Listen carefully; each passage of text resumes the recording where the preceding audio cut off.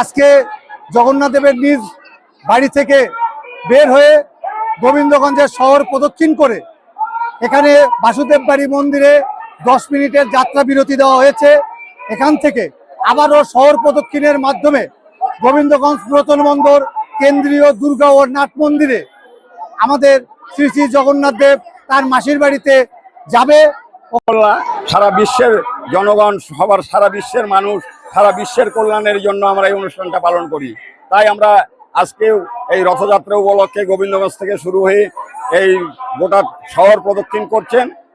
গোটা শহর প্রদক্ষিণ করার মাধ্যমে আমরা যাত্রা বিরতি দিয়েছি আমাদের বাসুদেব মন্দির কেন্দ্রীয় মন্দিরে। এখানে অবস্থান করছেন, এখানে বাসুদেব মন্দিরের ভক্তবৃন্দ প্রসাদের ব্যবস্থা করেছে।